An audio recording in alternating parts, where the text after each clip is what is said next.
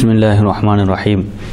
شہر حیدرآباد کا مشہور و معروف دینی اقامتی مدرسہ جامعہ انواریہ حیدرآباد انڈیا کے زیر اہتمام قرآن مجید کی تفسیر کے علاوہ حدیث شریف و فقہ کی مشہور و معروف معتبر و مستند صحاح ستہ کے بشمول تقریباً 25 کتابوں کی ویڈیو ریکارڈنگ کا سلسلہ شروع ہو چکا ہے۔ اسی کی ایک سنہری کڑی جامع ترمذی شریف بھی ہے۔ سب سے پہلے عربی عبارت پڑھی جائے گی اور اس کا ترجمہ اور مختصر سی تشریح بیان کی جائے گی تاکہ سمجھنے میں آسانی ہو۔ اللہ تعالیٰ سے دعا ہے کہ وہ ہم کو سننے اور سنانے سے زیادہ عمل کرنے کی توفیق عطا فرمائے، آمین۔ آج ہم حدیث نمبر 1658 سے آغاز کر رہے ہیں۔ بسم اللہ الرحمن الرحیم۔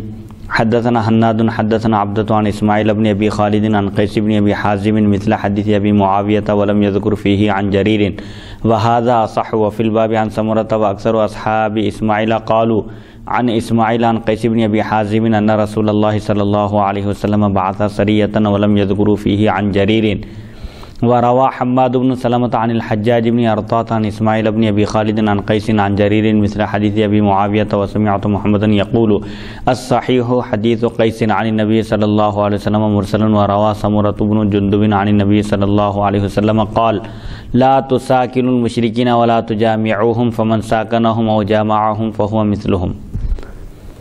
یہ عنوان چل رہا تھا مشرکین کے ساتھ اختلاط، ان کے ساتھ اٹھنا بیٹھنا، نشست اور برخاست، یہ درست نہیں ہے تاکہ مسلمانوں کے دل میں ان کے تعلق سے محبت اور عقیدت پیدا نہ ہو جائے، قلبی میلان نہ ہو مسلمانوں کا ان کی طرف، اس لیے روکا گیا ہے۔ حناد نے بواسطہ عبدہ اور اسماعیل بن ابی خالد قیس بن ابی حازم سے ابو معاویہ کی حدیث کی طرح روایت کیا، اس میں جریر کا ذکر نہیں، یہ زیادہ صحیح ہے۔ اس باب میں حضرت سمرہ رضی اللہ عنہ سے بھی روایت مذکور ہے۔ اکثر اصحاب اسماعیل نے اسماعیل اور قیس بن ابی حازم کا ذکر کیا لیکن جریر کا واسطہ ذکر نہیں کیا۔ حماد بن سلمہ نے بواسطہ حجاج بن ارطاط اسماعیل بن ابی خالد اور قیس جریر سے ابو معاویہ کی روایت کی طرح نقل کی۔ امام ترمذی فرماتے ہیں میں نے امام بخاری رحمۃ اللہ علیہ سے سنا فرماتے تھے صحیح یہ ہے کہ نبی اکرم صلی اللہ علیہ وسلم سے قیس کی روایت مرسل ہے، یعنی درمیان میں ایک واسطہ چھوڑ کر وہ بیان کر رہے ہیں۔ مرسل اس روایت کو کہتے ہیں جس میں تابعی براہ راست حضور پاک علیہ الصلوۃ والسلام سے روایت کرے اور صحابی کا نام ترک کر دے۔ سمرہ بن جندب نے نبی اکرم صلی اللہ علیہ وسلم سے روایت کیا، آپ نے فرمایا مشرکین کے ساتھ رہائش نہ رکھو اور نہ ان کے ساتھ مجلس رکھو، پس جو شخص ان کے ساتھ مقیم ہوا یا ان کی مجلس اختیار کی وہ انہی کے مثل ہے، یعنی مشرکین کے ساتھ نشست برخاست اٹھنا بیٹھنا اور ان کے ساتھ رہنے والا گویا انہی کی طرح ہے۔ حدیث نمبر 1659۔ باب ما جاء فی اخراج الیہود والنصارى من جزیرۃ العرب، جزیرہ عرب سے یہود و نصارہ کو نکالنے کا بیان ہے۔ حدثنا الحسن بن علی الخلال حدثنا ابو عاصم عبد الرزاق قال حدثنا ابن جریج حدثنا ابو الزبیر انه سمع جابر بن عبد الله يقول اخبرني عمر بن الخطاب انه سمع رسول الله صلی اللہ علیہ وسلم يقول لا اخرجن اليهود والنصارى من جزیرۃ العرب فلا اترك فيها الا مسلما، هذا حدیث حسن صحیح۔ حضرت عمر بن خطاب رضی اللہ عنہ سے مروی ہے، انہوں نے حضرت صلی اللہ علیہ وسلم سے سنا، آپ نے فرمایا میں یہود و نصارہ کو جزیرہ عرب سے ضرور بضرور نکالوں گا اور اس میں صرف مسلمان کو رہنے دوں گا۔ ایک ایسا وقت آئے گا، حضرت پاک علیہ الصلوۃ والسلام فرمایا کہ عرب میں 2 دین جمع نہیں ہو سکتے، صرف مسلمان ہوں گے، کفار اور مشرکین یہود و نصارہ نہیں ہوں گے، اسی لیے حرم کے علاقے میں آج بھی کوئی غیر مسلم آباد نہیں ہے۔ حدیث نمبر 1660۔ دونوں جگہ بھی حرمین شریفین میں کوئی غیر مسلم داخل بھی نہیں ہو سکتا۔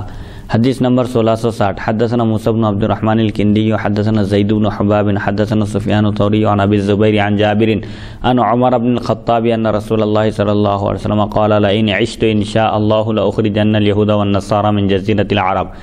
حضرت عمر بن خطاب رضی اللہ عنہ سے روایت ہے، رسول اکرم صلی اللہ علیہ وسلم نے فرمایا انشاءاللہ اگر میں ظاہری زندگی کے ساتھ زندہ رہا تو یہود و نصارہ کو جزیرہ عرب سے نکال دوں گا، یعنی حضرت پاک علیہ الصلوۃ والسلام جس وقت تک ظاہری حیات کے ساتھ اس دنیا میں تشریف فرما تھے، آپ نے اس وقت تک یہود و نصارہ کو جزیرہ عرب سے خارج نہیں کیا تھا، البتہ فرمایا کہ اگر میں آئندہ سال تک رہا تو انشاءاللہ ان کو ضرور جزیرہ عرب کے باہر کر دوں گا۔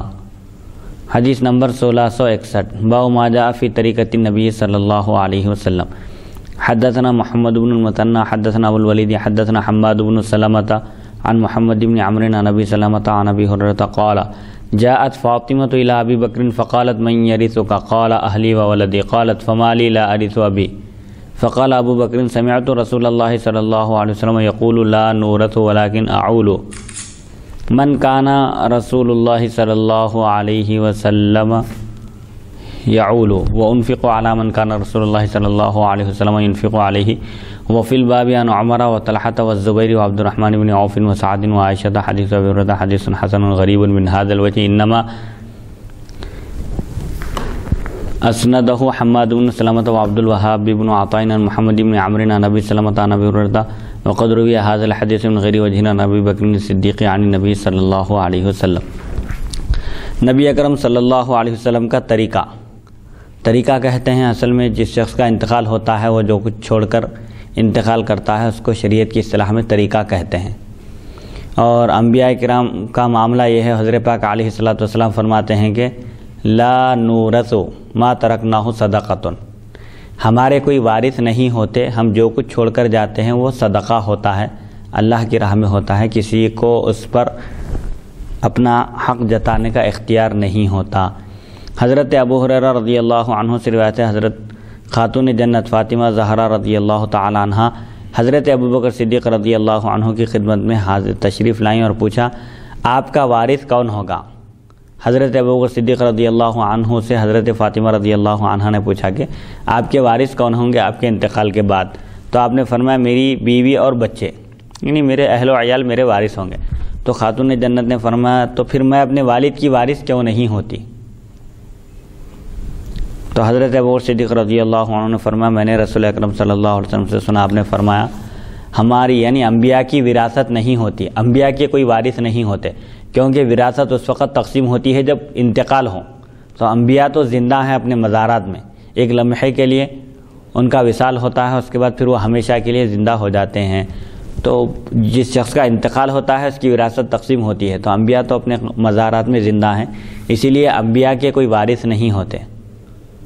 اب یہ جو ہمیشہ کے لیے جو پھر زندہ ہو جاتے ہیں جی آپ جو فرما رہے ہیں، جی تو قیامت کے دن آدم علیہ السلام سے لے کے قیامت تک جتنے نبی انبیاء رسول اور جتنے لوگ دنیا میں پیدا ہوئے ہیں اور جتنے وفات پائے ہیں جو انتقال کر چکے ہیں، تو اللہ تبارک و تعالیٰ ان تمام کو دوبارہ زندہ فرمائے گا۔ جی ایک تو سور پھونکیں گے، پوری کائنات ختم ہو جائیں گی، جی اور پھر آسمان زمین وغیرہ سب ختم ہو جائے گی۔ جی تو پھر انبیاء علیہ الصلوۃ والسلام کی جو ارواح ہیں جیسا کہ آپ فرمائیں جی ہمیشہ کے لیے وہ زندہ تو ہو جاتے ہیں، لیکن جب اسرافیل علیہ السلام سور پھونکتے ہیں جی تو وہ سور پھونکنے کے بعد جب قیامت جو آتی ہے تو آسمان زمین تو تمام چیزیں فنا ہو جاتی ہیں۔ جی تو اس میں کیا انبیاء علیہ الصلوۃ والسلام بھی مطلب ہمیشہ چند لمحے کے لیے ہی صحیح، جی تو وہ بھی جو ہے بالکل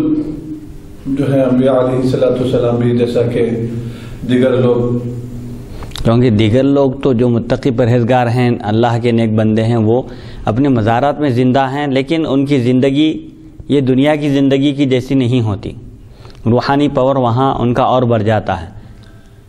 میرا سوال یہ ہے، ہاں میں سمجھ گیا کہ وہ اس وقت ہر چیز فنا ہو جائے گی، تو موت تو چونکہ کلو نفس ذائقۃ الموت کے تحت انبیاء بھی اس زمرے میں داخل ہیں، انبیاء کے لیے بھی موت اللہ تعالیٰ نے مقرر کی ہے، لیکن عام انسانوں کی طرح نہیں ہے ان کا معاملہ۔ ایک انسان جب مر جاتا ہے تو وہ ختم ہو جاتا ہے، حرکت نہیں کر سکتا، بعد کی زندگی بھی اگر متقی پرہیزگار ہے تو تصرف کا اللہ تعالیٰ اس کو اختیار دیتا ہے، لیکن کوئی ایک عام آدمی ہے تو اس کے بارے میں ایسا نہیں کہا جا سکتا۔ لیکن انبیاء کا جو معاملہ ہے، حضرت پاک علیہ الصلوۃ والسلام فرماتے ہیں کہ جمعہ کے دن مجھ پر کثرت سے درود شریف پڑھا کرو کیونکہ تمہارا درود مجھ پر پیش کیا جاتا ہے۔ تو ایک صحابی عرض کیا کہ آپ کے وصال کے بعد بھی پیش کیا جائے گا؟ تو حضور فرمایا ہاں، اللہ تعالیٰ نے زمین پر حرام قرار دیا کہ وہ انبیاء کے جسم مبارک کو کھائے. یعنی جب اسرافیل علیہ السلام سور پھونکیں گے جی تو جب سارے لوگ فنا ہو جائیں گے تو آخر میں اسرافیل علیہ السلام جو ہے بچے میں رہیں گے.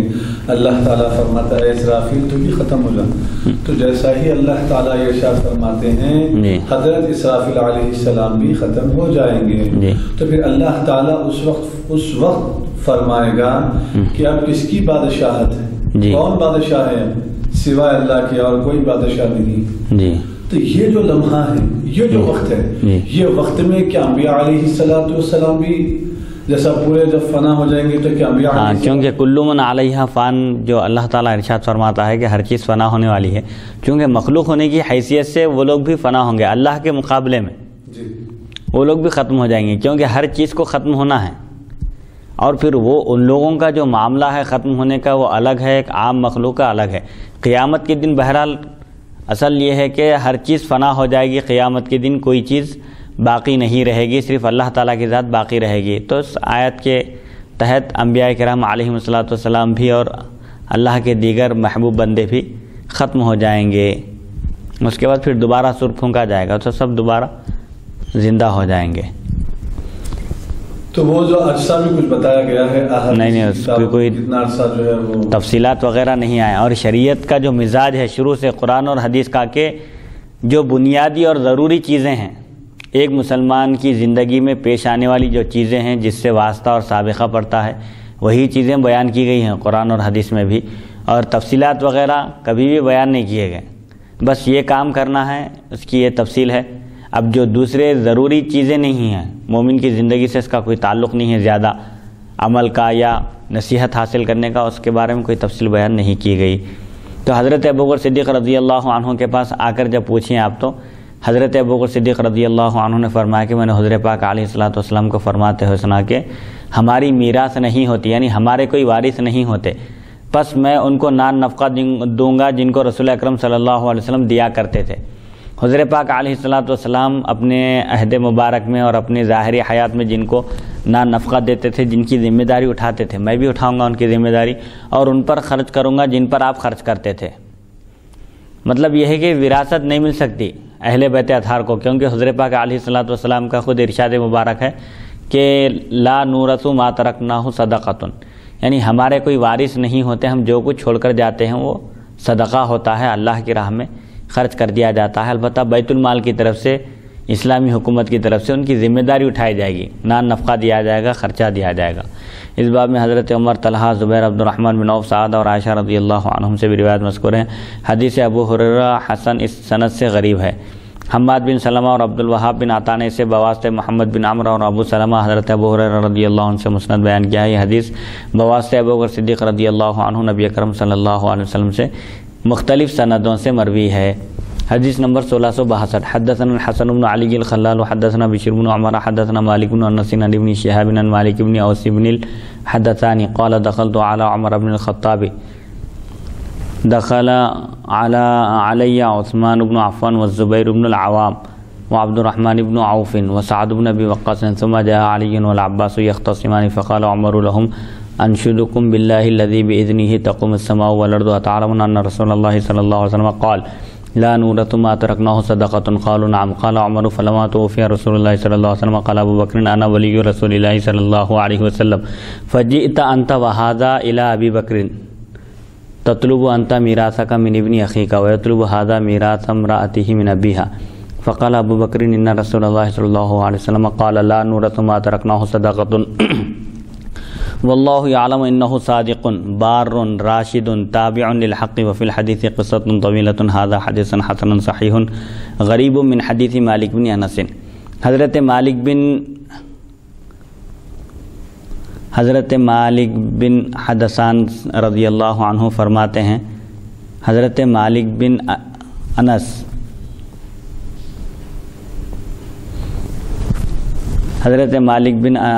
انس بن حدثان رضی اللہ عنہ فرماتے ہیں حضرت عمر بن خطاب رضی اللہ عنہ کی خدمت میں حاضر ہوا.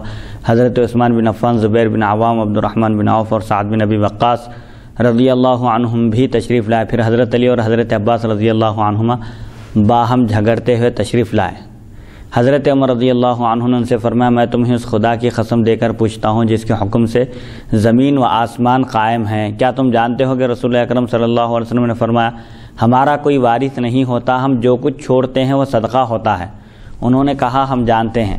حضرت عمر رضی اللہ عنہ نے فرمایا نبی اکرم صلی اللہ علیہ وسلم کا وصال ہوا تو حضرت ابوبکر رضی اللہ عنہ نے فرمایا میں رسول اکرم صلی اللہ علیہ وسلم کا ولی ہوں، تم اور یہ یعنی حضرت عباس اور حضرت علی دونوں حضرت ابوبکر رضی اللہ عنہ کے پاس آئے، تم اپنے بھتیجے کا طریقہ مانگنے لگے اور یہ اپنی زوجہ کے والد کا طریقہ مانگتے تھے۔ حضرت ابوبکر رضی اللہ عنہ نے فرمایا رسول اکرم صلی اللہ علیہ وسلم کا ارشاد ہے ہمارا کوئی وارث نہیں ہوتا، ہم جو کچھ چھوڑتے ہیں وہ صدقہ ہے۔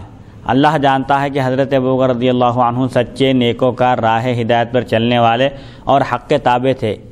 یہ حدیث حسن صحیح ہے، حضرت مالک بن انس کی روایت سے غریب ہے، یعنی حضرت عباس رضی اللہ عنہ اور حضرت علی رضی اللہ عنہ حضرت پاک علیہ السلام کا طریقہ طلب کرنے کے لیے حضرت ابوبکر صدیق رضی اللہ عنہ کے پاس آئے تو انہوں نے حضرت پاک علیہ السلام کی ایک حدیث بیان کیا، فرماتے ہیں کہ لا نورۃ ما ترکناہ صدقۃ، تو اس حدیث کی روشنی میں آپ حضرات کو طریقہ نہیں مل سکتا۔ البتہ حضرت پاک علیہ السلام جن کی کفالت کرتے تھے، جن پر خرچ کرتے تھے اور جن کو نان نفقہ دیتے تھے، میں بھی ان کو نان نفقہ دوں گا، ان پر خرچ کروں گا اور بیت المال کی طرف سے ان کے لیے اتنی ہی روزی مقرر کروں گا۔ اب جو شیعہ حضرات ہیں وہ لوگ کہتے ہیں کہ نعوذ باللہ من ذالک حضرت ابوبکر صدیق اور حضرت عمر رضی اللہ عنہما نے حضرت علی رضی اللہ عنہ کا حق غصب کیا، خلافت کا بھی، اور پھر جو کچھ طریقہ حضرت پاک علیہ السلام چھوڑ کر اس ظاہری دنیا سے تشریف لے گئے تھے وہ بھی عطا نہیں کیا۔ حالانکہ صریح ارشادات ہیں حضرت پاک علیہ السلام کے کہ آپ کے کوئی وارث نہیں ہوتے، آپ جو کچھ چھوڑتے ہیں وہ صدقہ ہوتا ہے، اس میں کسی کا حق نہیں ہوتا، کسی رشتہ دار کا بھی۔ اسی لیے جب اگر حضرت ابوبکر صدیق رضی اللہ عنہ اور حضرت عمر رضی اللہ عنہ حق پر نہ ہوتے، غاصب ہوتے، تو حضرت علی رضی اللہ عنہ ضرور ان کا مقابلہ کرتے اور ان سے اپنا حق حاصل کرتے تھے، ورنہ حضرت علی رضی اللہ عنہ پر بھی الزام عائد ہوگا کہ انہوں نے، حالانکہ عرب کے مشہور ترین پہلوان ہیں، بہادر ہیں، حضرت علی رضی اللہ عنہ کا بھی کوئی مقابل نہیں تھا شجاعت میں، بہادری میں، لیکن نعوذ باللہ من ذالک آپ اپنا حق حاصل نہیں کر سکے، یہ الزام حضرت علی پر بھی عائد ہوگا۔ اسی لیے واضح جو ارشادات ہیں، تعلیمات ہیں اور حضرت پاک عائد ہوگا کا مطلب الزام ان پر آئے گا کہ حضرت علی رضی اللہ عنہ نے طاقت رکھتے ہوئے، مقابلے کی ہمت رکھتے ہوئے بھی ان سے مقابلہ نہیں کیا اور اپنا حق حاصل نہیں کیا۔ تو حضرت علی رضی اللہ عنہ کے سامنے جب وہ حدیث بیان کی گئی تو انہوں نے فرمایا کہ ہاں حضرت پاک علیہ السلام نے یہ ارشاد فرمایا تھا، خاموش ہو گئے اس کے بعد کہ وہی اس ارشاد کی روشنی میں کسی کو طریقہ نہیں مل سکتا، جو کچھ چھوڑ کر جاتے ہیں وہ حضرات وہ صدقہ ہوتا ہے۔ حدیث نمبر 1663 باب ما جاء قال نبی صلی اللہ علیہ وسلم یوم فتح مکہ ان هذه لا تغزى بعد اليوم۔ حدثنا محمد بن بشار حدثنا يحيى بن سعيد حدثنا زكريا بن ابي زائدة عن الشعبي عن الحارث بن مالك بن بيضاء قال سمعت النبي صلى الله عليه وسلم يوم فتح مكة يقول لا تغزى هذه بعد اليوم الى يوم القيامة۔ وفي الباب عن ابن عباس وسليمان بن سرد ومطيع هذا حديث حسن صحيح وهو حديث زكريا بن ابي زائدة عن الشعبي لا نعرفه الا من حديثه۔ فتح مکہ کے دن اعلان مکہ، حضرت حارث بن مالک بن برسا رضی اللہ عنہ فرماتے ہیں میں نے فتح مکہ کے دن نبی اکرم صلی اللہ علیہ وسلم سے سنا، آپ نے فرمایا آج کے بعد قیامت تک مکہ مکرمہ پر جہاد نہیں ہوگا۔ اس باب میں حضرات ابن عباس، سلیمان بن سرد اور مطیع رضی اللہ عنہم سے بھی روایت مذکور ہیں۔ حدیث حسن صحیح ہے اور یہ زکریا بن ابی زائدہ کی روایت ہے، وہ شعبی سے روایت کرتے ہیں، ہم اسے زکریا کی روایت سے ہی پہچانتے ہیں۔ یعنی مکہ فتح ہونے کے بعد پھر اب وہاں پر جنگ کرنے کی ضرورت باقی نہیں رہی، قیامت تک وہاں پر جنگ نہیں کی جائے گی۔ لیکن مسلمان جنگ نہیں کریں گے، اگر کفار، یہودی، عیسائی وغیرہ اگر جو ہے نا وہاں آ کے اگر حملہ کرتے ہیں جی مکے میں اور مدینے میں جی تو پھر ایسی صورت میں کیا کیا جائے گا؟ دفاع کیا جائے گا، ان سے جنگ کی جائے گی۔ یہ ناگزیر حالات میں ہے، یہ ہمیشہ نہیں ہوں گا ایسا۔ جیسے فتح مکہ سے پہلے جنگیں ہوئی ہے، ایسا سلسلہ جاری نہیں رہے گا، قیامت تک انشاءاللہ ضرورت نہیں پڑے گی، کیونکہ یہود و نصارہ کو بھی جزیرہ عرب سے نکال دیا گیا اور کوئی کافر بھی وہاں پر نہیں جا سکتا۔ اگر ایسے کبھی حالات پیدا ہو جائیں، کوئی حملہ کرے تو اس کا جواب تو دیا جائے گا. یہ تو طریقہ ہے دنیا کی ہر قوم میں. حدیث نمبر 1664 باب ما جاء فی الساعۃ التی یستحب فیہا القتال. لڑائی کے مستحب اوقات، کن اوقات میں دشمنان اسلام سے جنگ کرنا چاہیے. حدثنا محمد بن بشار حدثنا معاذ بن هشام قال حدثنا ابي عن قتادة عن النعمان بن مقرن قال غدوت مع النبي صلى الله عليه وسلم فكان اذا طلع الفجر امسك حتى تطلع الشمس فاذا طلعت قاتل فاذا انتصف النهار امسك حتى تزول الشمس فاذا زالت الشمس قاتل حتى العصر ثم امسك حتى يصلي العصر ثم يقاتل وكان يقال عند ذلك تهيج رياح النصر ويدعو المؤمنون لجيوشهم في صلواتهم. وقد روي هذا الحديث عن النعمان بن مقرن بإسناد أوصل من هذا وقتادة لم يدرك النعمان بن مقرن مات النعمان في خلافة عمر بن الخطاب. حضرت نعمان بن مقرن رضی اللہ عنہ فرماتے ہیں میں نبی اکرم صلی اللہ علیہ وسلم کے ساتھ جہاد میں شریک ہوا. جب صبح طلوع ہوتی تو آپ سورج طلوع ہونے تک ٹھہر جاتے. صبح ہو جاتی تھی لیکن سورج طلوع ہونے تک آپ حملہ نہیں کرتے تھے، جنگ کا آغاز نہیں کرتے تھے، توقف فرماتے تھے. طلوع آفتاب کے بعد لڑائی لڑتے، سورج طلوع ہونے کے بعد جنگ شروع ہوتی، دوپہر کو رک جاتے تھے پھر زوال کے وقت پر. تو یہ تو مستحب طریقہ ہے فرمایا. جی بہتر طریقہ ہے. جی لیکن کیا ایسا ہی جنگ کا آغاز کیا جائے اور ایسا ہی جو ہے جنگ روکی جائے، جی یہ لازم ہے، واجب ہے؟ یا بتا رہے ہیں اس میں کہ اس کی حکمت کیا ہے. چند اوقات ایسے ہیں جس میں مدد کی ہوا چلتی ہے. چند بعض وقت ایسا ہوتا ہے کہ جیسے اوقات کے بارے میں بھی آیا ہے نا بھائی، وقت کے بارے میں کہ ہر وقت برابر نہیں ہے. سحر کا جو وقت ہوتا ہے صبح فجر کی نماز سے پہلے تہجد کا وقت، وہ دعا کی مقبولیت کا وقت ہوتا ہے. دن میں ہے کیا وقت ویسا نہیں ہے. تمام دنوں میں جمعہ کو یہ فضیلت حاصل ہے کہ جمعہ کے دن ایک ایسی گھڑی ہے، ایک ایسا وقت ہے جس میں بندہ اللہ تعالیٰ سے جو دعا کرتا ہے اس کی وہ دعا قبول ہوتی ہے. ایسے ہی اللہ تعالیٰ نے تمام زمانوں کو ایک جیسا نہیں بنایا. ایک زمانے کو دوسری زمانے پر فضیلت عطا کی، ایک رات کو دوسری رات پر فضیلت عطا کی. دن پر رات کو فضیلت حاصل ہے. کیوں؟ ہر رات ایک ایسی گھڑی ہے جس میں بندہ جو دعا کرتا ہے وہ قبول ہوتی ہے. مقبولیت کی گھڑی ہر رات رکھی گئی ہے لیکن ہر دن میں نہیں ہے، صرف جمعہ کے دن ہے. رات میں جو سحر کا جو وقت ہوتا ہے مقبولیت کا وقت ہے، وہ دعا کی، اس وقت جو دعا کی جاتی ہے وہ دعا قبول ہوتی ہے. تو ایسے ہی جو ٹائمنگ جو بتائی جا رہی ہے مستحب اوقات بتا رہے ہیں یہاں پر، ورنہ اگر کوئی رات کے وقت حملہ کیا تو صبح تک انتظار کرنے کی ضرورت نہیں ہے. طلوع آفتاب کے بعد لڑائی لڑتے، دوپہر کو رک جاتے، سورج کے ڈھلنے پر عصر تک لڑتے، پھر رک جاتے، نماز عصر کے بعد پھر لڑتے. اور کہا جاتا ہے کہ اس وقت مدد کی ہوائیں چلتی ہیں. یہ جو ٹائمنگ بتائی جا رہی ہے مدد کی ہوائیں چلتی ہیں، یعنی اللہ تعالیٰ کی طرف سے مدد آتی ہے، مدد شامل حال ہوتی ہے. اور مسلمان نماز میں اپنے لشکروں کی کامیابی کی دعائیں مانگتے تھے. نعمان بن مقرن سے یہ حدیث اسی سند سے زیادہ متصل سند کے ساتھ بھی مروی ہے. قتادہ نے نعمان بن مقرن کا زمانہ نہیں پایا، نعمان کا خلافت عمر میں انتقال ہو چکا تھا. حضرت نعمان بن مقرن کا حضرت عمر رضی اللہ عنہ کی خلافت کے دور میں انتقال ہو گیا تھا.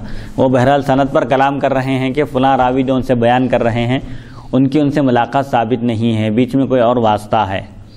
حدیث نمبر 1665 حدثنا الحسن بن علی الخلال حدثنا عفان بن مسلم بن الحجاج بن منهال قال حدثنا حماد بن سلمة حدثنا ابو عمران الجوني عن القمة بن عبد الله المزني عن معقل بن يسار ان عمر بن الخطاب بعث النعمان بن مقرن الى الهرمزاني فذكر الحديث بطوله فقال النعمان بن مقرن شهدت مع رسول الله صلى الله عليه وسلم فكان اذا لم يقاتل اول النهار انتظر حتى تزول الشمس وتهب الرياح وينزل النصر.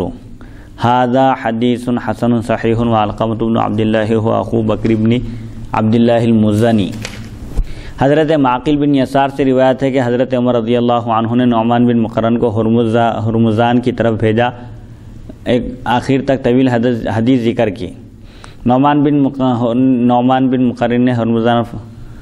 بن ہرمزان فرماتے ہیں میں حضرت صلی اللہ علیہ وسلم کے ساتھ جہاد میں شریک ہوا. جب آپ شروع دن میں لڑائی نہ لڑتے تو سورج کے ڈھلنے کا انتظار فرماتے، ہوائیں چلتی اور مدد اترتی. یہ حدیث حسن صحیح ہے. یعنی اگر صبح سورج طلوع ہونے کے بعد اگر جنگ نہ ہو سکے، لڑائی نہ لڑ سکیں تو حضور پاک علیہ الصلوۃ والسلام پھر زوال کے وقت تک کا انتظار فرماتے تھے، پھر سورج کے ڈھلنے کے بعد پھر دوبارہ جنگ کا آغاز کیا جاتا تھا، اور حکمت یہی بتائی گئی ہے ان ٹائمنگ کی کہ نمازوں کے قریب جنگ ہو رہی ہے، پھر نماز پڑھ رہے ہیں، نماز میں دعا کر رہے ہیں فتح اور کامیابی کی، نصرت کی دعا ہو رہی ہے۔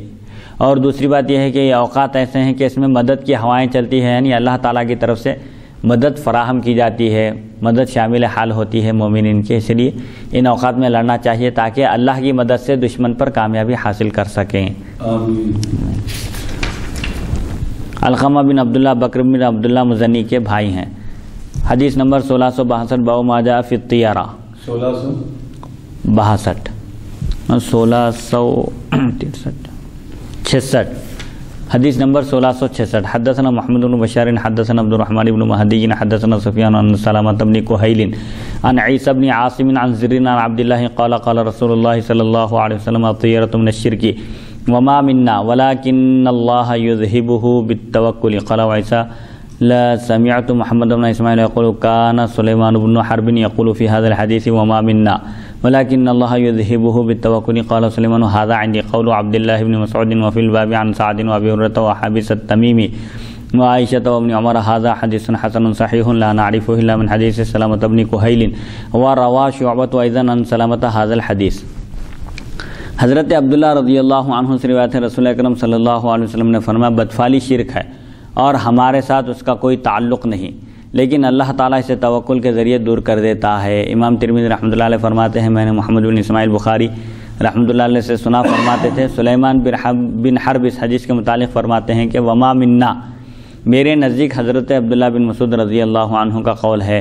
اس باب میں حضرت سعد، ابو ہریرہ، حابس تمیمی، عائشہ اور ابن عمر رضی اللہ عنہم سے بھی روایت مذکور ہیں۔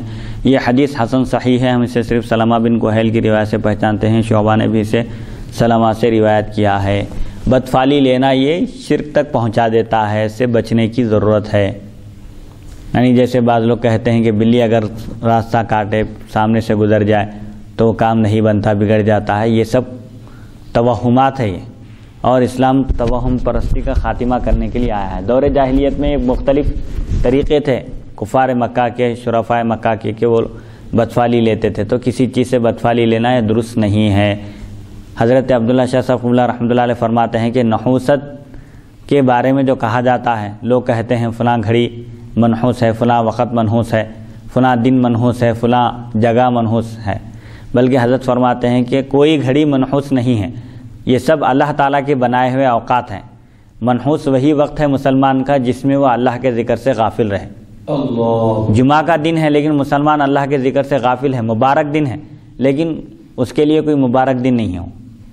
اللہ کے ذکر سے جب بندہ غافل ہوتا ہے تو وہی وقت اس کے لیے منحوس ہے، وہی وقت اس کے لیے برا ہے، اگرچہ کہ وہ جمعہ کے دن ہی کیوں نہ ہو۔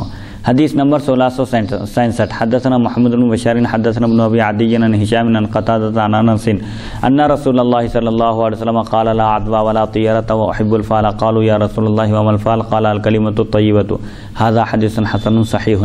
حضرت انس رضی اللہ عنہ سے روایت ہے، رسول اکرم صلی اللہ علیہ وسلم نے فرمایا بیماری متعدی ہونے اور بدفعلی کی کوئی حقیقت نہیں ہے، لیکن فال مجھے پسند ہے، نیک فال لینا درست ہے۔ صحابہ کرام نے عرض کیا یا رسول اللہ فال کیا ہے؟ فرمایا اچھی بات۔ یہ حدیث حسن صحیح ہے۔ دور جاہلیت میں جو توہم پرستی عام ہو چکی تھی، جیسے بیماری کو متعدی مانتے تھے وہ لوگ، ایک شخص کو بخار آیا اس سے دوسرے کو آیا، پھر اس سے تیسرے کو، اور اگر ایک شخص کو خارش ہوئی، کھجلی ہوئی، اس سے دوسرے کو، اس سے تیسرے کو، اس سے چوتھے کو ہوتی ہے، یہ سمجھتے تھے۔ تو حضور پاک علیہ الصلوۃ والسلام فرمایا کہ ایک اونٹ کو جو خارش ہوئی، سب سے پہلے جس اونٹ کو کھجلی ہوئی ہے دوسرے کو پہلے اونٹ سے ہوئی، تو پہلی اونٹ کو کس سے ہوئی؟ مثال کے طور پر ایک شخص کو بخار آیا، اس سے دوسرے کو بخار آیا، جو کہتے ہیں ٹھیک ہے پہلے سے دوسرے کو آیا، تو پھر پہلے سے کس کو آیا بخار؟ پہلے جس شخص کو بخار آیا ہے اس کو کس وجہ سے آیا؟ تو بیماری اللہ تعالیٰ کی طرف سے ہے، بیماری اور شفا اللہ کے ہاتھ میں ہے۔ ایک شخص بیمار ہوا تو اس سے لازم نہیں ہے کہ دوسرا شخص بھی بیمار ہو، تو بیماری متعدی ہوتی ہے، ایک سے دوسرے کو لگتی ہے، یہ تصور بھی غلط ہے، اسلامی تصور نہیں ہے، یہ دور جاہلیت کا تصور ہے، یہ درست نہیں ہے۔ اگرچہ کہ سائنس یہ بول رہی ہے کہ یہ بیماری پھیلنے والی ہے، اگر کسی کا ایمان کمزور ہو تو اس کو حکم دیا گیا ہے کہ احتیاطاً بچے وہ اس سے، جیسا کہ حضور پاک علیہ الصلوۃ والسلام نے فرمایا کہ مجذوم سے اس طرح بھاگو جس طرح تم شیر کو دیکھ کر بھاگتے ہو اپنی جان بچانے کے لیے. تو جس کا ایمان کمزور ہے، جو یہ سمجھتا ہے کہ میں مجذوم کے ساتھ بیٹھ کر کھاؤں گا، برس کی بیماری والے کے ساتھ رہوں گا تو مجھے بھی وہ بیماری ہو جائے گی، کمزور عقیدے کا ہے، کمزور ایمان کا ہے، اس کا ایمان اتنا پختہ نہیں ہے، تو اس کو احتیاط کرنے کا بھی حکم دیا گیا ہے. ایک طرف یہ حدیث شریف ہے اور ایک طرف حضور پاک علیہ الصلوۃ والسلام ایک مجذوم کو اپنے ساتھ لے کر کھانا تناول فرمایا. تو یہ آپ کا ایمان پختہ تھا، آپ کا عقیدہ مضبوط تھا کہ اگر اللہ نہیں چاہا تو کوئی بیماری نہیں آ سکتی، چاہے آپ مجذوم کے ساتھ رہو، برس کی بیماری والے کے ساتھ رہو یا کسی بھی قسم کے مہلک مریض کے ساتھ رہیے آپ، جب تک اللہ تعالیٰ نہ چاہے وہ بیماری نہیں آتی. جس کا یہ عقیدہ اور ایمان ہوتا ہے اس کو بچنے کی ضرورت نہیں ہے. البتہ جو کمزور ایمان والے ہیں ان کو احتیاط کا حکم دیا گیا ہے تاکہ ان کا عقیدہ اور ان کا ایمان کمزور نہ ہو. اور جبکہ تقدیر پر جو ہے نا ایمان رکھنا یہ ہمارے عقیدے میں شامل ہے. جی. اب تقدیر پر ایمان یہ ہے، اگر میں غلط ہوں تو میری اصلاح فرمائیے مفتی صاحب. جی. کہ تقدیر پر ایمان یہ ہے کہ جی. ہر نفع، نقصان، موت، حیات، عزت، ذلت، یہ تمام چیز زندہ کرنا، موت دینا، یہ سب چیزیں ہیں. دیکھیے سنیے، اللہ کے ہاتھ میں، اور سب اللہ کے ہاتھ میں، لیکن احتیاط بھی کرنے کا حکم دیا گیا نا. اب اگر کوئی شخص تقدیر میں اگر لکھا ہوا ہے میں مر جاؤں گا، آگ لگا لے کے دیکھ سکتا کیا کوئی شخص؟ کنویں میں کود کر دیکھ سکتا کیا؟ تقدیر میں اگر نہیں ہے تو میں نہیں مروں گا. تو احتیاط بھی تو ایک چیز ہے نا. وہ احتیاط کرنا ہے، ہاں، لیکن احتیاط کے ساتھ ساتھ ایمان بھی ہے ہمارا تقدیر پر. جی. تو پھر اب احتیاط کرنا ہو تب سائنس یہ پروف کر رہی ہے کہ جیسا کہ اگر کوئی شخص جو ہے نا بیمار ہو جائے، آئی سی یو میں ہے، جی. تو بعض بیماریاں ایسی ہیں کہ ڈاکٹرز جو ہے سوائے ڈاکٹر سے کسی اور کو اندر داخل ہونے کی جی. اجازت نہیں دیتے اور آنے سے روک دیتے ہیں. جی. تو اب پھر آپ یہ فرما رہے کہ توکل، یعنی اگر جس کا ایمان کامل ہو جی. تو پھر وہ شخص جو ہے ڈرے گا نہیں، کیونکہ اللہ پر اس کا ایمان کامل ہے. دیکھیے ہر جگہ کے اصول ہوتے ہیں. آپ دواخانے میں جو شخص چاہے اندر جا رہا آ رہا، باہر دھول مٹی وغیرہ سب ڈسٹ میں رہ کے آئیں گا نا، باہر سے جب آئیں گا تو جہاں کے جو اصول ہے اس کو فالو کرنا ہے. اب ایک شخص ہے میں پکا مومن ہوں، میرا ایمان مضبوط ہے، میں اندر گیا تو اس کی بیماری میں کوئی نہیں لگتی، بلکہ جانا چاہے تو جا سکتا. کیا جہاں کے جو اصول بنے ہیں اس کو فالو کرنے کی بھی اسلام تعلیم دیتا ہے. ہم اپنے اصول کو اپنی جگہ رکھنا. اب یہ اسلامی اصول ہے، یہ عقیدہ رکھنا ہے کہ بھئی بیماری متعدی نہیں ہوتی. ایک شخص بیمار ہے، اس کے پاس جانے سے ہم کو بھی وہ بیماری لگ جائے گی، ایسا نہیں سوچنا چاہیے. یہ توہم ہے، یہ وہم ہے انسان کا، دور جاہلیت کا تصور ہے. اب دواخانوں میں تو ظاہر بات ہے رول فالو کریں گے نا وہ لوگ، ورنہ جو شخص آ رہا اندر چلے آ رہا، ڈاکٹروں کو جگہ نہیں ہے جانے کے لیے، اور پھر انفیکشن ہو سکتا ہے، پھیل سکتا ہے. سائنسی تحقیق ہے تو اس کی بنیاد پر احتیاط بھی کر سکتے ہیں. کیونکہ اسلام میں جو تعلیم دی گئی ہے، ایک تو عقیدہ مضبوط کیا جا رہا ہے کہ ذہن صاف رکھنے کی ضرورت ہے. جب تک اللہ تعالیٰ نہ چاہے اس وقت تک کوئی بیماری انسان کو آ نہیں سکتی. تو اس تصور کو ختم کیا گیا، اور ساتھ میں یہ بھی ہدایت دی گئی ہے کہ تم کو اگر شک ہو، یعنی اس سے وہم میں مبتلا ہو سکتے ہو، توہم پرستی کا خاتمہ کرنا ہے تو عقیدہ تو یہ رکھو، لیکن احتیاط اگر کرنا چاہے تو احتیاط بھی کر سکتے ہیں، اس میں کوئی حرج نہیں ہے. دونوں چیزوں کی تعلیم ہے. کوئی احتیاط کرنا چاہ رہا ہے تو اس کے لیے بھی وہ ہے. حضرت عمر رضی اللہ عنہ کے دور میں غالباً طاعون جب پھیلا تو ایک صحابی، غالباً حضرت عمر رضی اللہ عنہ ہی جس مقام پر طاعون آیا تھا، ایک حدیث شریف میں ہے کہ اگر تم ایک ایسی سرزمین پر ہو جہاں پر طاعون پھیل جائے تو وہاں سے نکلو مت. کیونکہ اگر تمہارے مقدر میں لکھا ہوا ہے کہ طاعون سے تمہاری موت ہوگی تو کوئی بچا نہیں سکتا پھر. تو حضرت عمر رضی اللہ عنہ اس مقام سے نکلے، غالباً حضرت عمر ہی ہیں، اس مقام سے نکل گئے. تو ایک صحابی لکھے، ارے حضور پاک علیہ الصلوۃ والسلام یہ فرمایا آپ کیوں نکل رہے ہیں یہاں سے؟ تو بولے اللہ کی تقدیر سے فرار اختیار کر رہے ہیں. بولے تو نہ بولے من قدر اللہ الی قدر اللہ، طاعون کا آنا یہ بھی اللہ کی تقدیر سے ہے، اور میرا یہاں سے نکلنا یہ بھی مقدر میں لکھا ہوا ہے. بولے حضرت یہاں سے فرار ہونا بھی تقدیر ہے. بولے تو بڑے بڑے صحابہ کرام بھی تھے جو توہم پرستی کا خاتمہ کیے اور پھر احتیاط کی بھی تعلیم دیے. احتیاط بھی کرنے کی ضرورت ہے انسان کو، اور فال لینے کا بھی کوئی تصور نہیں ہے اسلام میں. البتہ نیک فال لیا جا سکتا ہے. جیسا کہ ایک حدیث بھی ہے نا، ہر نیک فال لینا جائز ہے اور ہر بدفالی حرام ہے. بدفالی حرام ہے. جی. اب جیسا کہ نیک فال کے مطلب یہ بھی ہے کہ جیسا کہ حضور اکرم صلی اللہ علیہ وسلم نے ارشاد فرمایا کہ اگر تم کوئی نیا کام شروع کرنا چاہتے ہو تو عشاء کی نماز کے بعد سونے سے پہلے 2 رکعت نماز استخارہ پڑھی جائے، پھر اس کے بعد ایک دعا ہے استخارہ کی، وہ دعا پڑھ کے سو جائیں۔ تو اسی طرح جو ہے کچھ دن یہ عمل کیا جائے انشاءاللہ تعالیٰ۔ اگر آپ کے حق میں وہ بہتر ہیں تو یا تو خواب کے ذریعے آپ کو جو ہے نا مطمئن کیا جائے گا کہ آپ یہ کام کیجیے، آپ کی اس میں یہ کام کرنے میں آپ کے لیے خیر ہے، بھلائی ہے، نیکی ہے، اچھائی ہے آپ کے لیے۔ ہاں اگر آپ کے لیے وہ کام بہتر نہیں ہے تو پھر وہ خود بخود آپ کی توجہ وہاں سے ہٹ جائے گی اور اسباب اور راستے اس کام کے لیے نہیں بنیں گے۔ اور یہ ضروری نہیں ہے کہ ہر شخص کو خواب میں بشارت ہو، الہام ہو، استخارہ وغیرہ کرتے ہیں، ضروری نہیں ہے۔ البتہ استخارہ کی نماز سے فائدہ یہ ہو، اگر میں غلط ہوں تو میری اصلاح فرمائیے، البتہ استخارہ سے فائدہ یہ ہوتا ہے کہ جیسا کہ آپ ایک مقام ہے وہاں پر آپ دکان کھولنے کا ارادہ کریں کہ یہاں پر کاروبار چلے گا یا نہیں چلے گا، نقصان ہوگا یا فائدہ ہوگا، تو حضور اکرم صلی اللہ علیہ وسلم ایک استخارہ کا ہتھیار اپنی امت کو عطا فرمایا، امت کو دیا ہے۔ تو وہ جو ہتھیار ہے استخارہ کی نماز، تو وہ نماز اور عشاء کی نماز پڑھ کے اور وتر وغیرہ پڑھنے کے بعد 2 رکعت استخارہ کی نماز پڑھتا ہے بندہ، اور پڑھ کے جو ہے نا وہ استخارہ کی دعا پڑھ کے سو جاتا ہے۔ تو جس نیت کے لیے وہ استخارہ کی نماز پڑھتا ہے، دعا پڑھتا ہے، تو اس نماز کی برکت سے اب وہ اس کے حق میں اگر بہتر ہے، وہاں اگر وہ دکان کھولے گا، اس کو اگر فائدہ ہونا ہے تو پھر وہ اسباب بھی بنیں گے، راستے بھی بنیں گے۔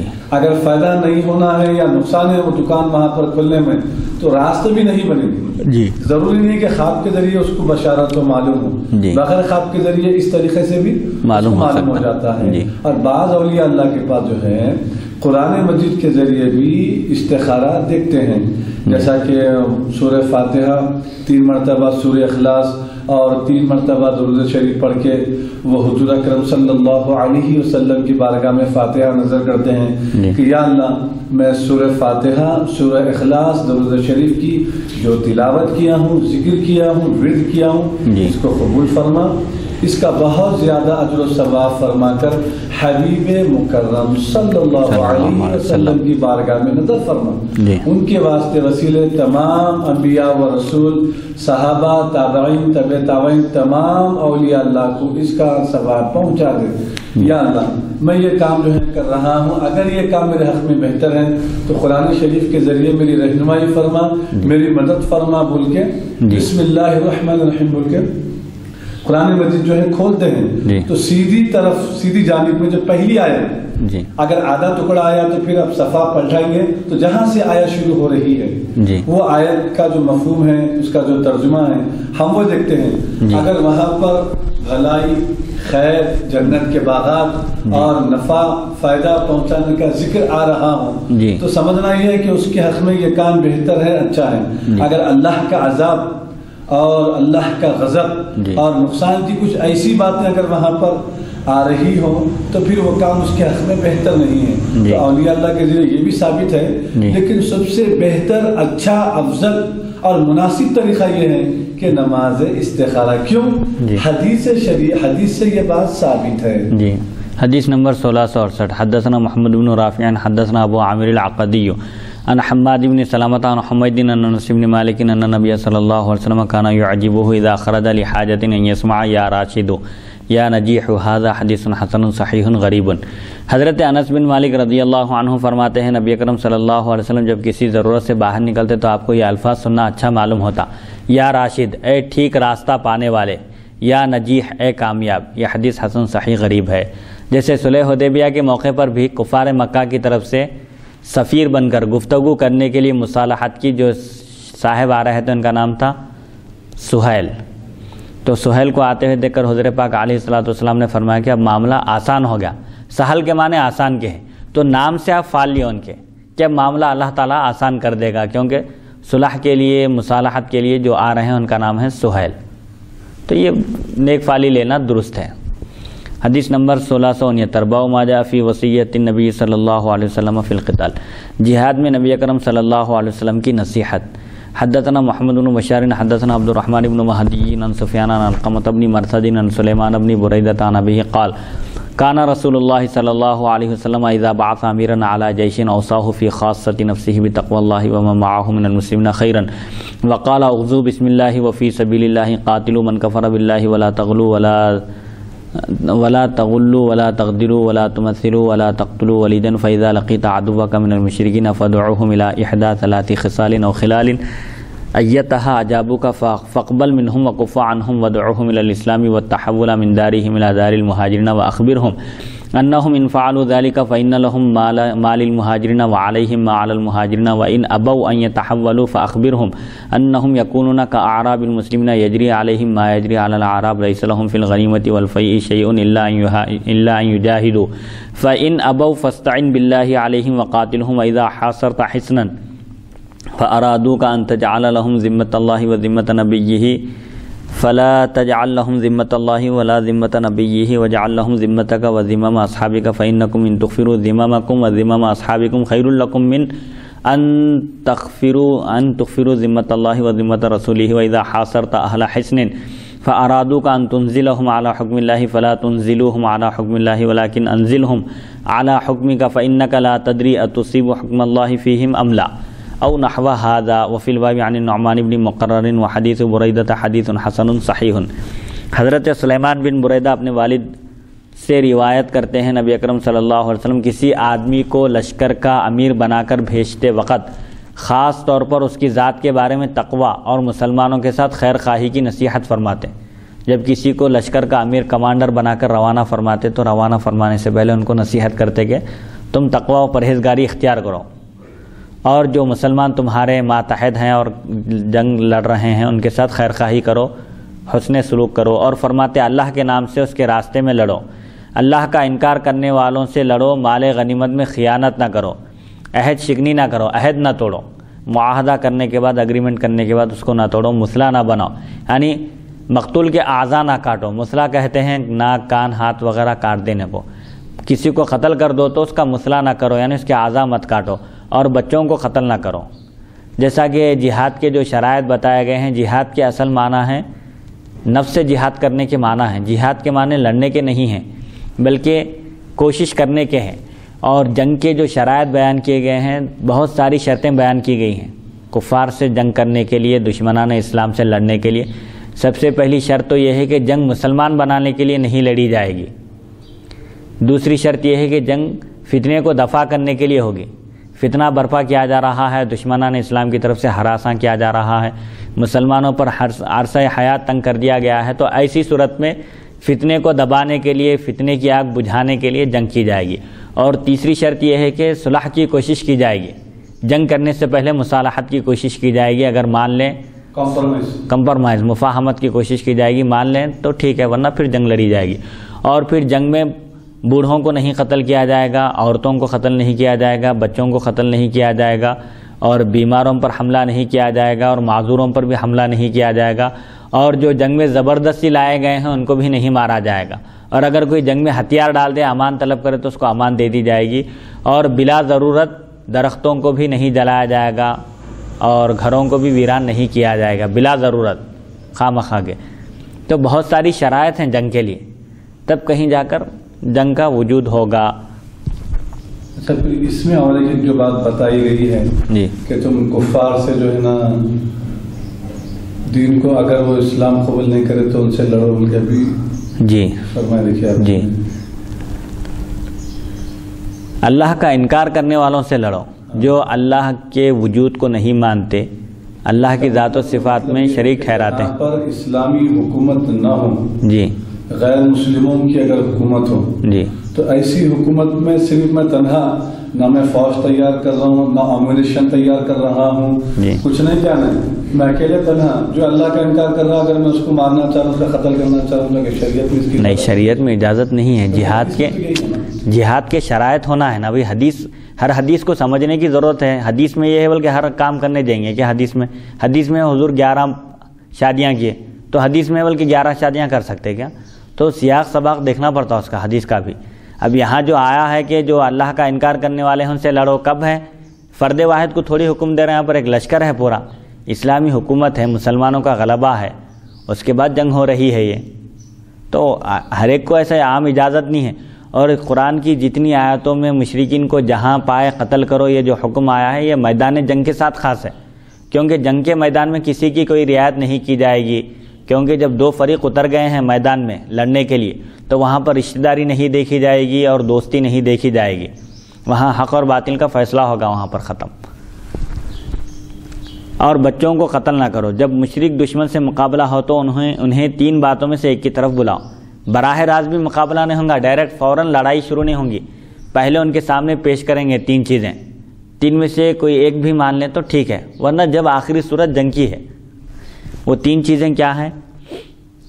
انہیں 3 باتوں میں سے ایک کی طرف بلاؤ. ان میں سے جس بات کو مان لیں قبول کر لو اور ان سے ہاتھ روک لو. 3 شرائط میں سے کوئی ایک شرط بھی اگر تسلیم کر لیں تو ان کی اس شرط کو قبول کر لو اور ان پر حملہ نہ کرو. سب سے پہلے انہیں اسلام کی طرف بلاؤ. اسلام کی خوبیاں بیان کرو، اسلام کے کمالات بیان کرو اور اسلام کے محاسن بیان کر کے اسلام کی طرف بلاؤ. محاسن کیا ہے؟ محاسن یعنی خوبیاں. جی. اپنا وطن چھوڑ کر اس جگہ جا بسیں جہاں مہاجرین رہتے ہیں.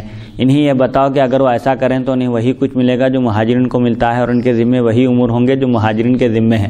مطلب یہ ہے کہ اگر مسلمان ہو جائیں، اللہ کی وحدانیت کا اقرار کر لیں تو ان کے وہی حقوق بنیں گے جو مہاجرین کے ہیں. یعنی مسلمان جو ہجرت کر کے مدینہ منورہ تشریف لے گئے ہیں ان کے جو حقوق ہیں ان کے بھی وہی حقوق بنیں گے.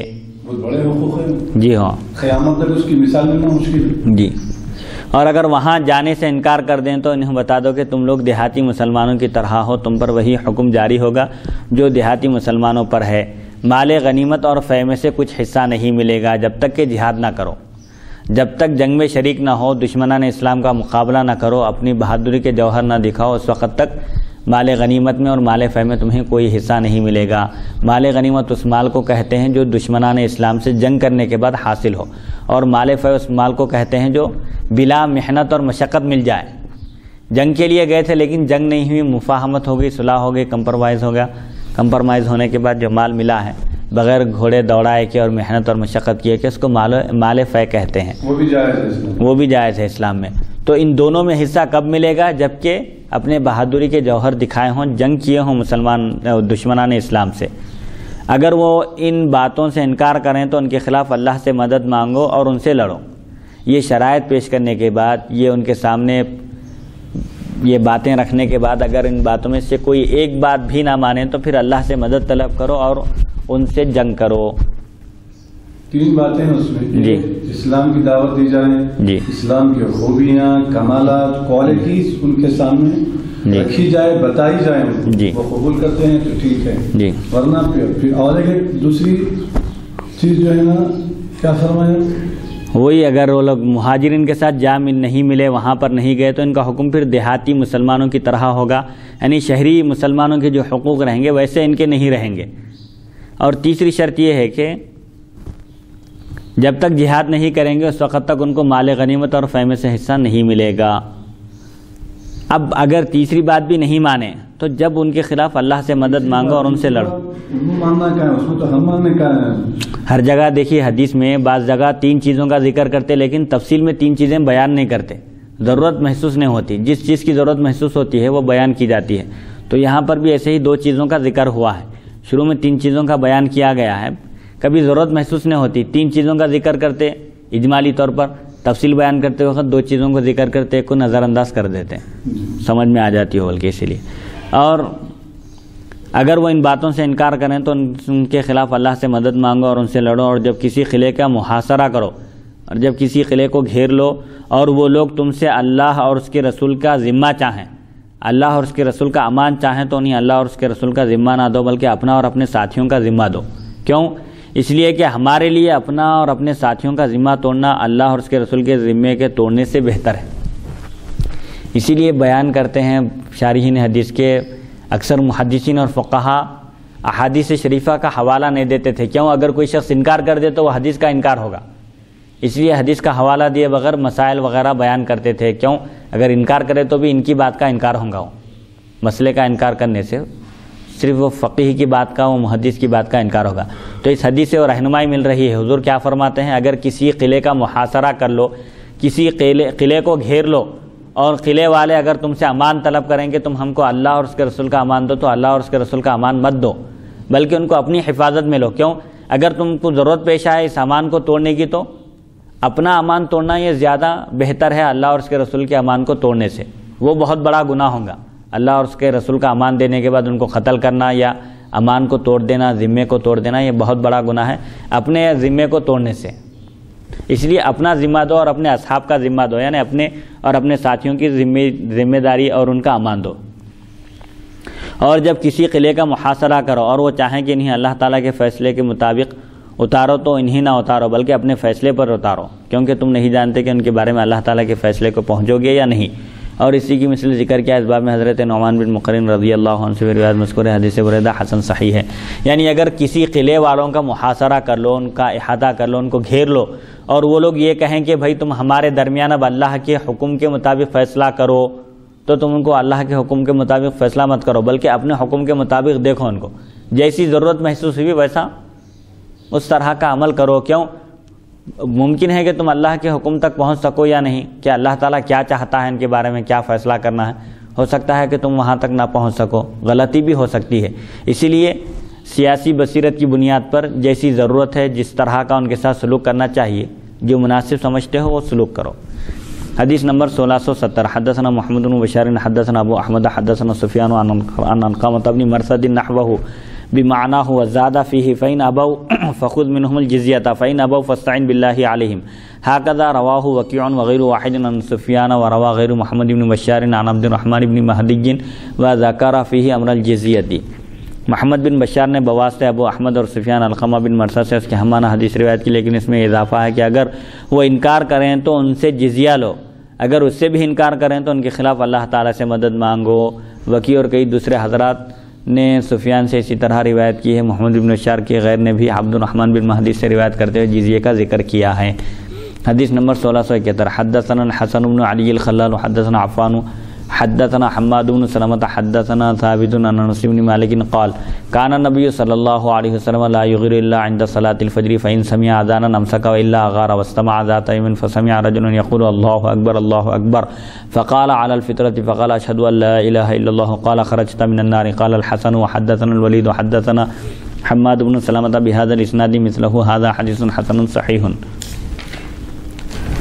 حضرت انس بن مالک رضی اللہ عنہ فرماتے ہیں نبی اکرم صلی اللہ علیہ وسلم فجر کے وقت حملہ آور ہوتے تھے، فجر کے وقت تک کا انتظار کرتے تھے. اگر کسی مقام پر پہنچتے تو شبخون نہیں مارتے تھے، رات کے وقت حملہ نہیں کرتے تھے بلکہ فجر کے ہونے کا انتظار کرتے تھے. اگر اذان سنتے تو رک جاتے ورنہ حملہ کر دیتے. اذان کی آواز سنائی دیتی تو یہ معلوم ہو جاتا تھا کہ یہاں پر مسلمان ہیں، مسلمان بستی ہے، مسلمان رہتے ہیں. اور اگر اذان کی آواز نہ آتی تو حملہ کر دیتے. ایک دن آپ انتظار میں تھے کہ ایک آدمی کو کہتے ہوئے سنا اللہ اکبر اللہ اکبر. آپ نے فرمایا دین فطرت ہے، یہاں دین فطرت کو ماننے والے ہیں، اللہ کی وحدانیت کا اقرار کرنے والے ہیں.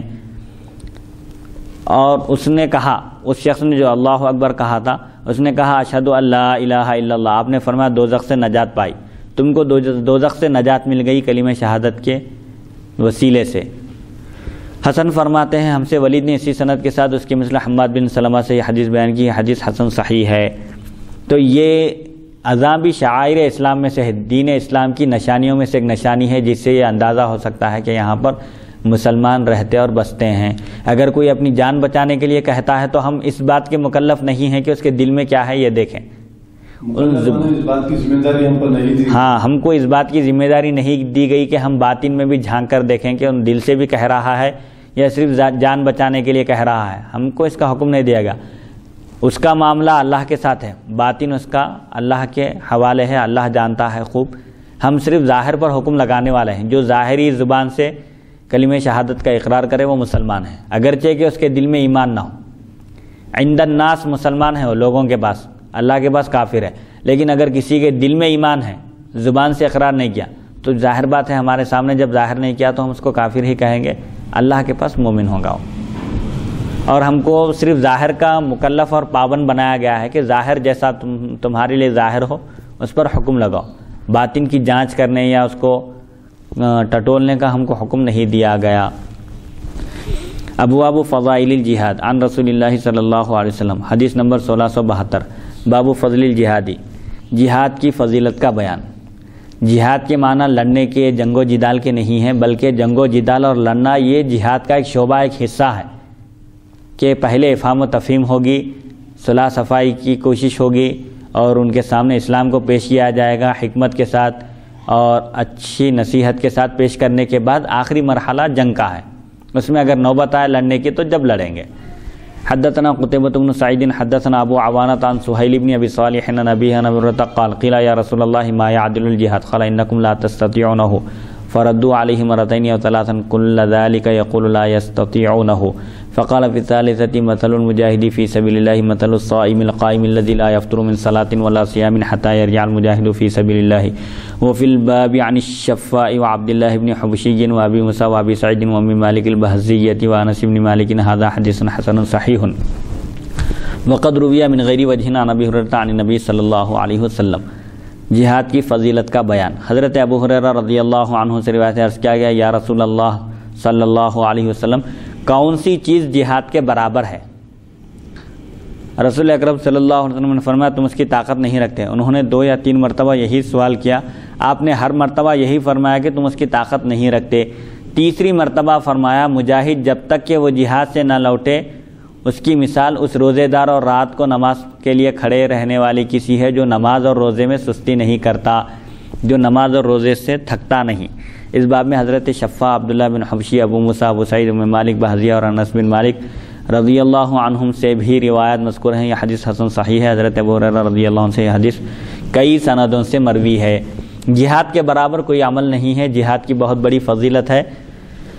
البتہ وہی شخص مجاہد کا درجہ حاصل کر سکتا ہے جو دن میں روزہ رکھتا ہو اور رات میں مخلوق کی نگاہوں سے پوشیدہ ہو کر چھپ کر اللہ کی عبادت کرتا ہو اور اسے تھکتا نہیں، مسلسل عبادت میں مصروف رہتا ہے، وہ شخص البتہ مجاہد کا درجہ پا سکتا ہے۔ تو مجاہد کا درجہ بہت بڑا ہے، اللہ کی راہ میں جہاد کرنے والے کا مرتبہ بہت بڑا ہے۔ اگر وہ فتح و نصرت حاصل کر کے سلامتی کے ساتھ واپس لوٹتا ہے تو غازی کہلاتا ہے، اور اگر شہید ہو جاتا ہے اللہ کی راہ میں اپنی جان قربان کر دیتا ہے تو شہید کا مرتبہ پاتا ہے، شہید کا اس کو لقب ملتا ہے۔ اور جہاد کی بھی 3 قسمیں، ایک جہاد بالنفس ہے اور ایک جہاد بالاموال ہے اور ایک جہاد بالاعداء۔ ایک تو نفس سے جہاد کرنا ہے اور ایک اموال کے ذریعے جہاد کرنا، اللہ کی راہ میں خرچ کرنا، یہ بھی ایک قسم کا جہاد ہے، نفس سے جہاد ہے۔ اور دشمنان اسلام سے جنگ کرنا، اس کو حضور پاک علیہ الصلوۃ والسلام نے جہاد اصغر کہا اور نفس سے جہاد کرنے کو جہاد اکبر کہا۔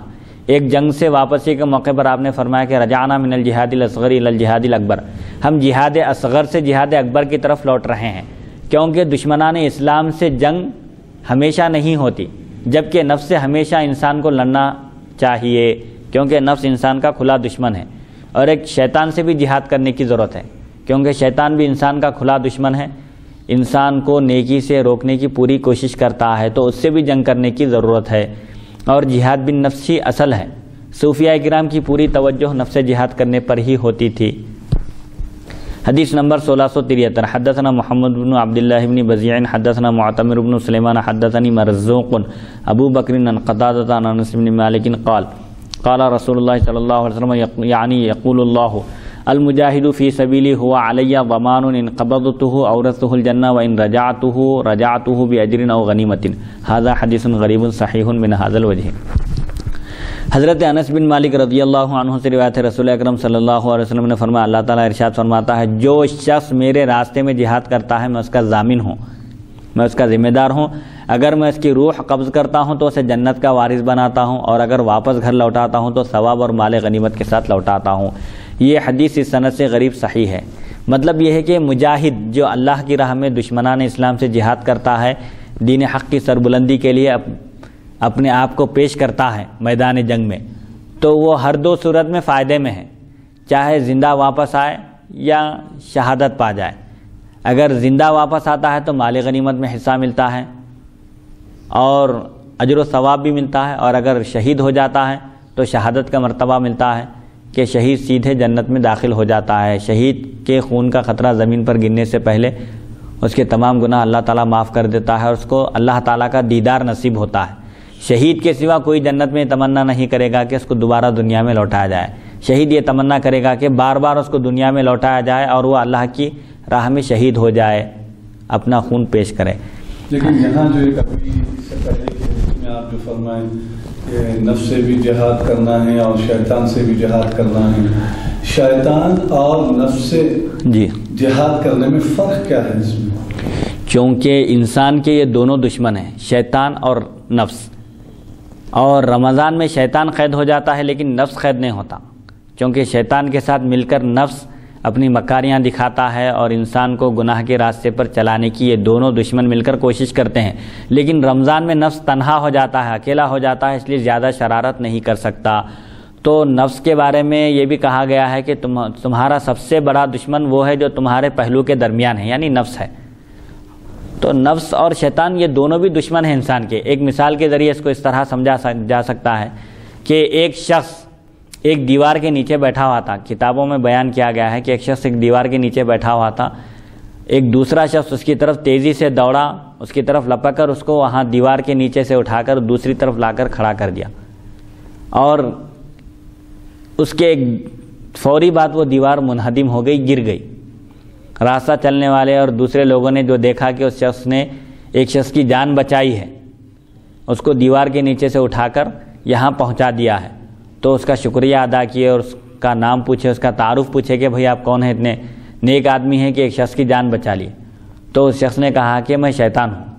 تو لوگوں کو حیرت ہوئی کہ بھئی ایک شیطان ہے اور انسان کی جان بچایا, اس میں کیا راز ہے؟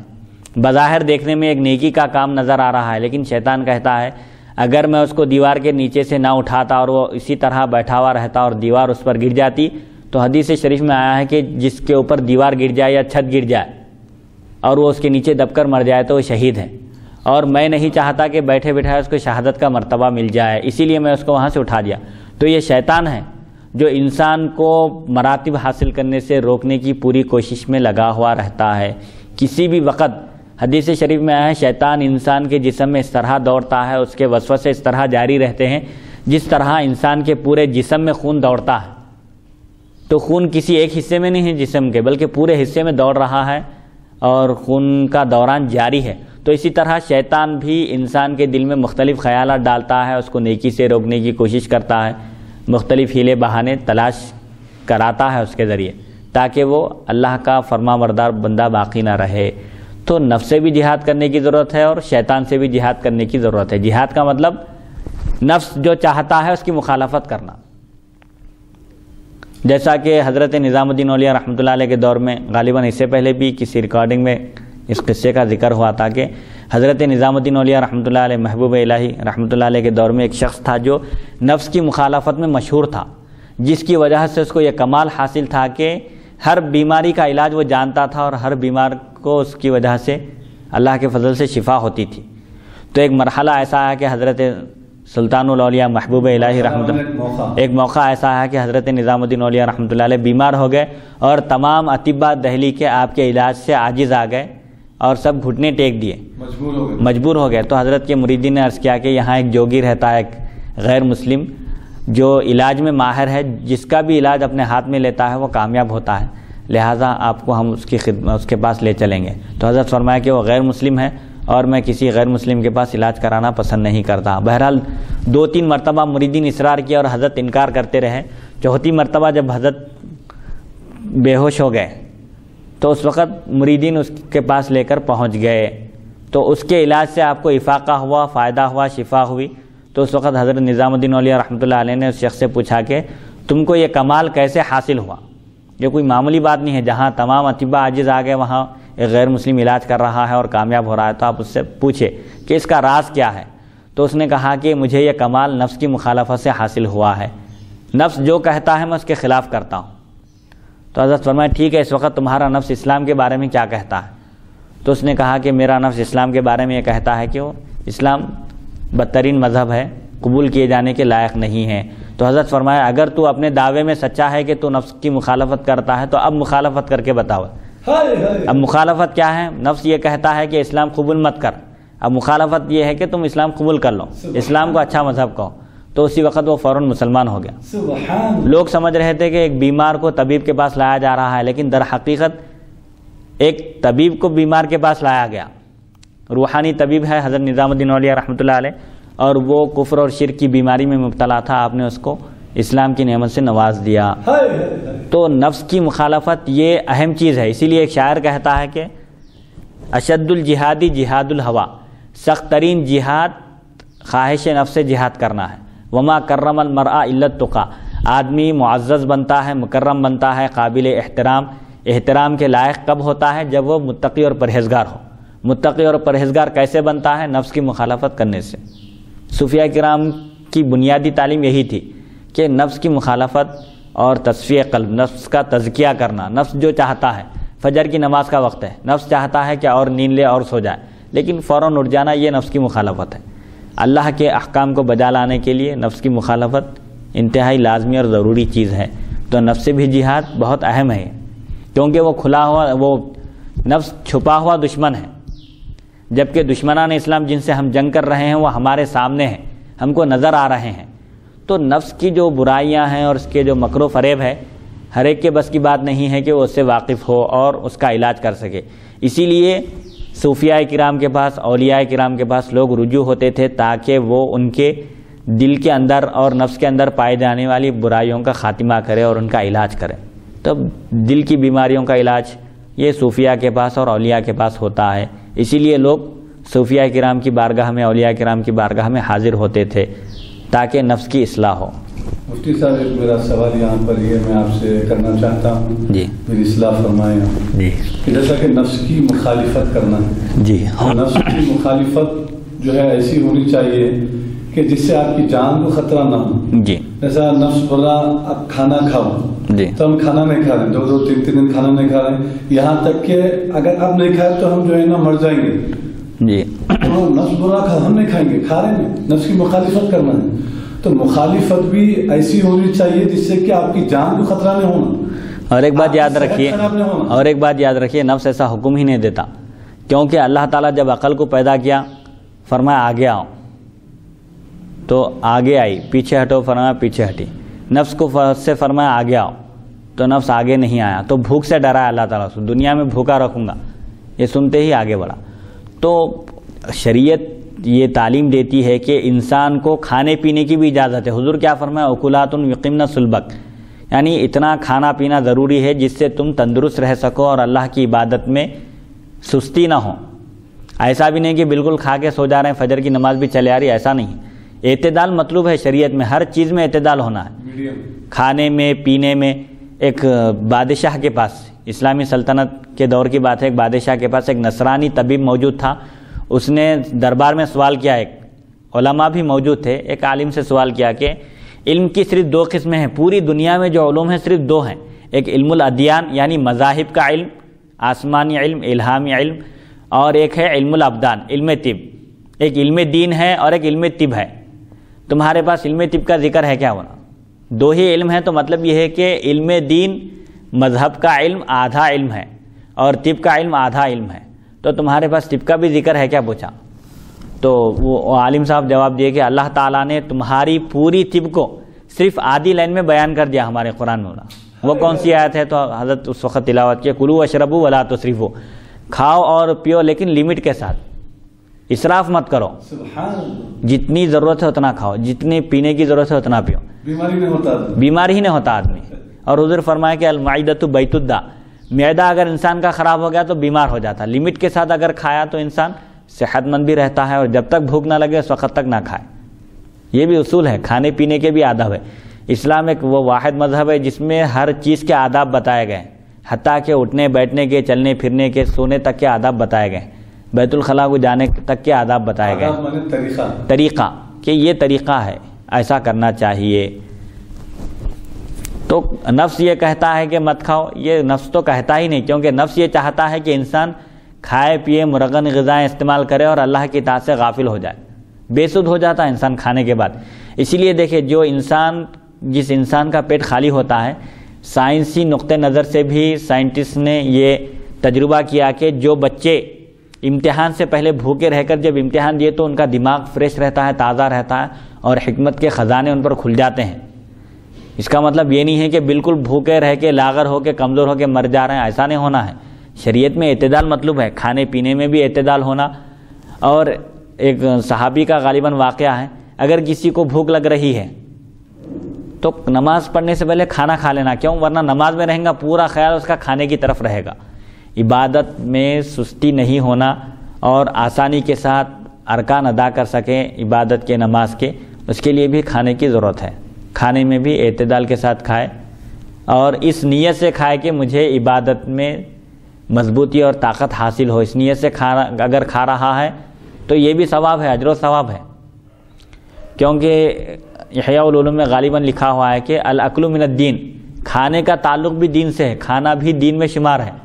اگر انسان کھا رہا ہے اور اس نیت سے کھا رہا ہے کہ مجھے اطاعت میں تقویت ملے گی، عبادت میں سستی نہیں ہوگی مجھ سے، اگر میں کھا پی کر اگر نماز پڑھنا شروع کروں گا تو آسانی کے ساتھ ارکان ادا کر سکوں گا، اس نیت کے ساتھ اگر کھا رہا ہے تو یہ کھانا بھی عبادت ہے اس کا. کیونکہ مسلمان جو کام بھی کرتا ہے اللہ کے ارشاد کے اور رسول اکرم صلی اللہ علیہ وسلم کے حکم کے مطابق کرتا ہے تو اس کا وہ عمل دنیاوی عمل ہی کیوں نہ ہو وہ بھی عبادت بن جاتا ہے، جبکہ شریعت کے طریقے کے مطابق ہو. تجارت کر رہا ہے، کسی کو دھوکہ نہیں دے رہا، سچائی سے صداقت سے کام لے رہا ہے، لوگوں کو فائدہ پہنچا رہا ہے، اگرچہ کہ یہ فکر معاش، یہ معاش کے لیے، معاش کا جو ذریعہ اختیار کر رہا ہے اپنی پرورش کے لیے، اپنے بال بچوں کی پرورش کے لیے اور اپنے اوپر جن کی ذمہ داری ہے ان کا حق ادا کرنے کے لیے کر رہا ہے، تجارت کر رہا ہے، کوئی کاروبار کر رہا ہے، بزنس کر رہا ہے، لیکن شریعت کے مطابق کر رہا ہے تو وہ بھی عبادت ہے اس کے لیے. قیامت کے دن مسلمانوں کو جنت میں داخل کیا جائے گا. کام مسلمان بھی کرتے تھے، دوسرے بھی کرتے تھے، لیکن مسلمانوں کے کام اللہ اور اس کے رسول کے بتائے ہوئے طریقے کے مطابق تھے، اسی لیے وہ جنت کے وارث ہوں گے، دوسرے نہیں ہوں گے. حالانکہ ہندو بھی عبادت کرتے ہیں، سکھ بھی عبادت کرتے ہیں، عیسائی بھی، یہودی بھی، سب کرتے ہیں، لیکن ان کی جو تعلیمات ہیں، ان کے جو اعمال ہیں وہ شریعت کے مطابق نہیں. صرف مسلمانوں کے کام اللہ اور اس کے رسول کے بتائے ہوئے طریقے کے مطابق ہے، اسی لیے یہی لوگ نجات کے مستحق ہیں. تو اب نفس کی مخالفت کا مطلب یہی ہے، نفس برائیوں کا حکم دیتا ہے صرف. ان النفس لامارۃ بالسوء، نفس کا کام ہی ہے کہ وہ برائی کا حکم دے. تو انسان کو اللہ تعالیٰ نے عقل سلیم عطا کی تاکہ وہ عقل کا استعمال کر کے اچھے اور برے میں تمیز کرے، اچھے راستے کو اختیار کرے، نیکی کا راستہ اختیار کرے، بھلائی کا راستہ اختیار کرے، تاکہ اس کو قیامت کے دن دوزخ کے عذاب سے نجات ملے. حدیث نمبر 1674، باب ما جاء فی فضل من مات مرابطا. حدثنا احمد بن محمد حدثنا عبد الله بن المبارك حدثنا حيوة بن شريح قال اخبرني ابو هاني الخولاني ان عمرو بن مالك الجنبي اخبره انه سمع فضالة بن عبيد يحدث عن رسول الله صلى الله عليه وسلم انه قال كل ميت يختم على عمله الا الذي مات مرابطا في سبيل الله فانه ينمى له عمله الى يوم القيامة ويأمن فتنة القبر. وسمعت رسول الله صلى الله عليه وسلم يقول المجاهد من جاهد نفسه. وفي الباب عن عقبة بن عامر وجابر حديث فضالة بن عبيد حديث حسن صحيح. مجاہد کی موت، اگر کوئی شخص راہ خدا میں جہاد کرتے ہوئے اگر شہید ہو جائے تو اس کا کیا مرتبہ ہے. ہر انسان کا جب انتقال ہوتا ہے تو اس کے عمل کا دفتر بند کر دیا جاتا ہے، لیکن جو اللہ کی راہ میں جہاد کرتے ہوئے شہید ہوتا ہے قیامت تک اس کی نیکیوں کا دفتر کھلا رہتا ہے اور اس کی نیکیوں میں اضافہ ہی ہوتا رہتا ہے. حضرت فضالہ بن عبید رضی اللہ عنہ سے روایت ہے، رسول اکرم صلی اللہ علیہ وسلم نے فرمایا ہر مرنے والے کے عمل پر مہر لگا دی جاتی ہے. مہر یعنی اس کو مہر بند کر دیا جاتا ہے، اب وہ نامہ عمل کا دفتر بند کر دیا جاتا ہے، لیکن اللہ تعالیٰ کے راستے میں جہاد کرتے ہوئے شہید ہونے والے کا، انتقال کرنے والے کا عمل قیامت تک بڑھتا رہتا ہے اور وہ قبر کے فتنے سے محفوظ رہتا ہے، عذاب قبر سے بھی محفوظ رہتا ہے. راوی فرماتے ہیں میں نے نبی اکرم صلی اللہ علیہ وسلم سے سنا، آپ نے فرمایا بڑا مجاہد، حقیقی مجاہد وہ ہے جو اپنے نفس کے خلاف جہاد کرتا ہے. اس باب میں حضرت عقبہ بن عامر اور جابر رضی اللہ عنہما سے بھی روایت مذکور ہیں. فضالہ بن عبید کی روایت حسن صحیح ہے.